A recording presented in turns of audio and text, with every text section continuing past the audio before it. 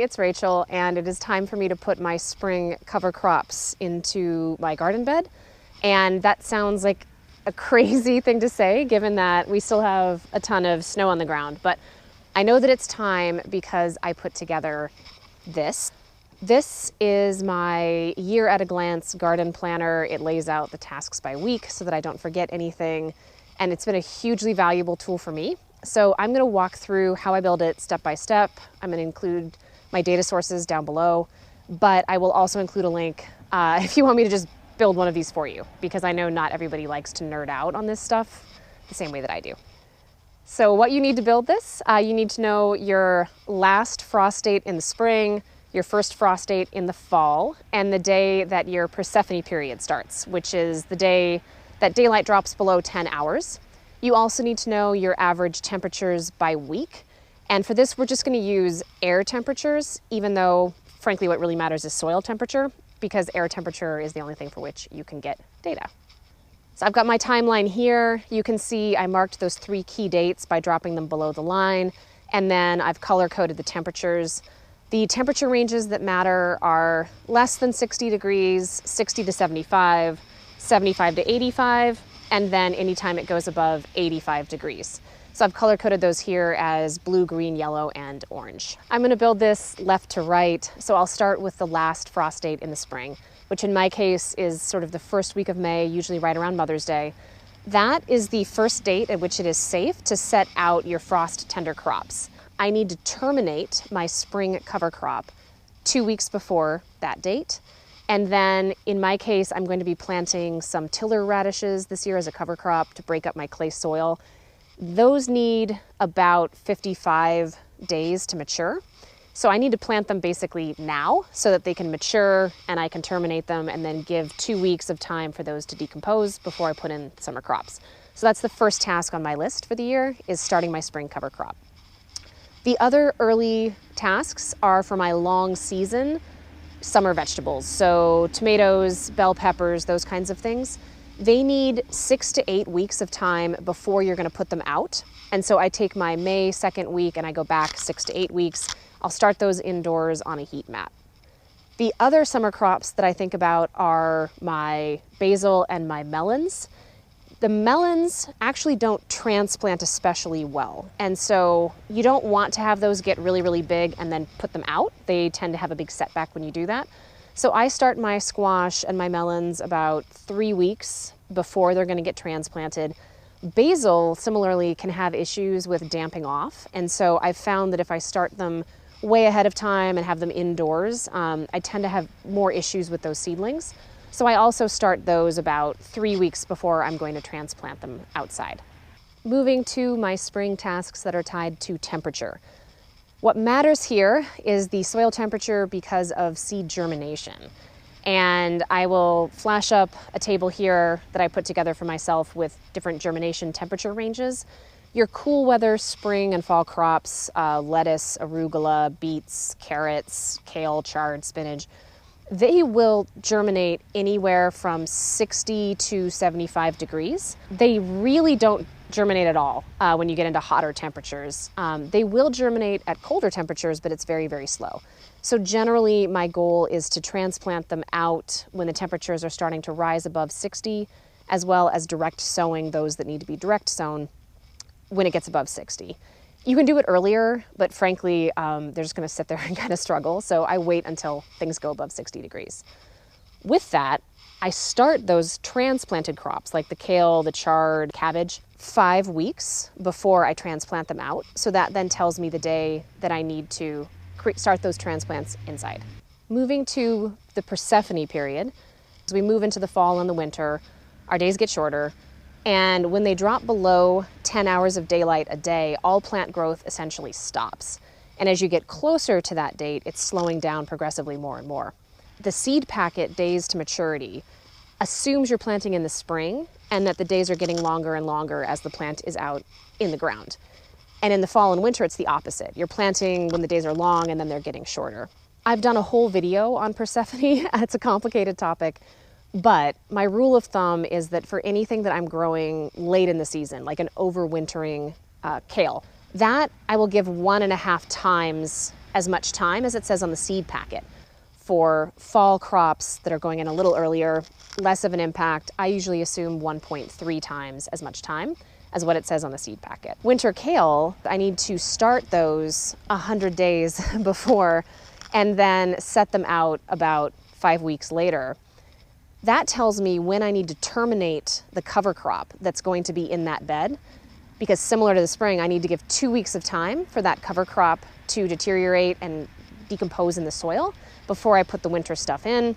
Working backwards from there, that tells me how long I have when I need to put that fall cover crop into the bed, and it gets underplanted under my summer stuff, so it has time to grow up and I can terminate it later in time for the winter stuff to go in. You'll also see that I have Brussels sprouts on this page. That's just because Brussels sprouts are a really long season vegetable, and I don't have a super long growing season. So for me, if I want those to be mature in time, I start with my Persephone date and I work back. It's 211 days for me to get Brussels. And so I will take my Persephone, subtract 211 days. That tells me when I need to start my Brussels sprouts. And then I usually transplant them outside 4 weeks after I have started them indoors. Moving to the temperature-based tasks in the fall. In the case of the fall crops we mentioned before that don't germinate especially well when it's below 60 degrees, they generally won't germinate at all when it's above 85, and many of them won't germinate above 75 degrees. So what I like to do is wait until the temperatures have dropped below 85 degrees for sure, and only then will I put out my fall crops. I plant a buckwheat cover crop in between my spring vegetables and my fall vegetables. So that's a bed that's open during the summer, and I plant buckwheat in between. If I know the day approximately that I want to set out my fall vegetables and direct sow my fall carrots and beets, I know I need to terminate the cover crop, the buckwheat, 2 weeks before that. And then the buckwheat needs 6 weeks to grow before it's terminated. So working back lets me know when I need to plant that buckwheat. Again, I underplant it under my spring vegetables. I have a whole video on buckwheat and why I use it. It's an extra advantage because as the buckwheat grows, it helps to further shade the soil, and it gets me a little more life out of my spring crops because they don't bolt quite as much. For the fall transplants, same deal. I'd like to start them 5 weeks before I'm going to transplant them out. So I look at my average temperature dates. I know approximately when the temperatures are going to be the right level, and I start my transplants of chard and kale and cabbage indoors 5 weeks before that date. Important to note, nature doesn't follow our instructions, so none of these are going to be super hard and fast. I just know with this planner when I need to check the weather forecast. So I'll start things based on this timer and this planner, but ultimately I'm looking at the actual temperature forecast on a mirror in time frame to figure out if it's safe to put things out or if it's too hot. If it's too hot, they're just going to bolt. And so I'll wait until the temperature forecast is showing things in a more moderate temperature range. Last is the frost date in the fall. So lettuces and arugula will not do well in a frost. They're just going to die. So if I want to get a fall crop of these, I need to plant them such that they'll be fully mature before that first frost date in the fall. And for me, that's kind of mid-October usually. I will start them, direct sow them. They will germinate when it's 75 or so, but they're definitely going to be prone to bolting. So when you get into this 75-ish temperature range, you can get them to germinate, but it's not ideal. And so you'll note that on here, I have a note that says keep shaded. This task for me is a frost date determined task in terms of when I do it, but the temperatures also determine extra effort. And in my case, I need to keep things shaded with row cover or even shade cloth to make sure that they don't bolt from excessive heat as they go in the ground in late summer. To further highlight that intersection, I'm going to show here my timeline on the top with one that I did for my mom down below. She lives further north than I do at a more northern latitude. So her Persephone period starts sooner because that's entirely dictated by where you are on the planet. She also, though, has a different climate. She lives in a rain shadow, desert-like climate, and so in the summers, she has almost no cloud cover, versus I'm by the Great Lakes, and so I have some moderating temperature effects of the bodies of water. She's in a desert, And you'll see that her summer temperatures are much hotter for much longer. And then her frost comes very quickly. And then the Persephone as well. So if she wanted to grow a bunch of fall crops, she would really struggle. Her temperature would be too high, the soil would be too hot.